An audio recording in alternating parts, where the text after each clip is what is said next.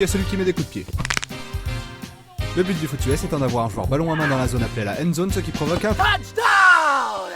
Et tout ça, on le sait grâce au manga, car au contraire d'Hikaru no Go, ici le manga est très technique. Ah bah oui, avec 37 tomes, c'est facile de montrer toutes les subtilités et les règles de ce sport. Des mots comme bump, sack ou blitz sont des mots autant barbares aujourd'hui, mais qui vous seront très familiers à la fin de la série. Il écrit un SMS. Il vous sera aisé de voir un match de la National Football League, de la commenter et de comprendre les stratégies et les techniques. Et oui, High Shield 21 ce n'est pas qu'un sport de brut où les gens doivent juste beugler et faire des passes. Non, ici il y a une véritable cohésion de groupe et tout le monde doit exécuter à merveille sa tâche simple. Ouais, bah c'est un sport co quoi. Oui, mais le foot US pousse ce principe à son paroxysme. Et c'est peut-être le meilleur manga pour vous donner envie de jouer à ce sport. Et vous ne serez pas déçus parce que même à deux, déjà, on s'amuse bien. Après, le manga suit une architecture somme toute semblable à tous les mangas de sport. Il faut gagner le tournoi, c'est la dernière chance pour les terminales de gagner un tournoi, et ils vont perdre forcément le tournoi d'été pour se concentrer sur celui d'hiver. Mais dans cette architecture classique, High Shield fait tout mieux que ses semblables. Déjà par l'introduction d'un problème, Iruma ne veut pas que les gens sachent que Senna court à une vitesse de fou furieux, soit 40 yards en 4,2 secondes.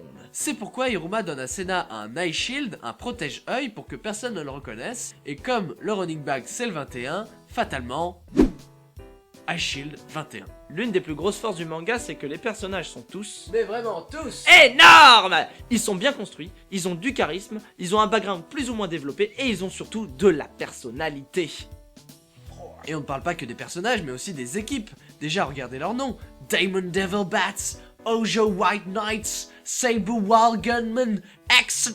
Elles transpirent toute la classe et elles abordent des thèmes bien définis qui illustreront les techniques de chaque joueur. Ce sera d'ailleurs l'occasion pour faire des métaphores pendant le match, genre quand le capitaine d'équipe cherche à faire de la pression psychologique, il va utiliser le champ lexical de son équipe, et ça se voit sur le dessin. Mais puisqu'on parle de caractère, nous devons revenir sur un personnage essentiel de la série qui justifie presque à lui seul l'intérêt du manga, Yoichi Iruma. Cet homme est un dingue. En même temps, c'est le capitaine d'une équipe qui s'appelle les démons. Son visage est démoniaque, les oreilles pointues, les dents pointues, les yeux qui sentent le vice. Pour tout vous dire, lorsque je suis tombé sur l'animé par hasard sur une chaîne de télé, alors que je n'avais pas lu le manga, je croyais que c'était un humain avec des pouvoirs démoniaques ou bien un elfe ou un truc bizarre bien belliqueux. Ce mec a même fait faire une pièce dans le sous-sol de son lycée pour cacher son stock d'armes. Il détient le record de réaction le plus what the fuck du monde. Et il a surtout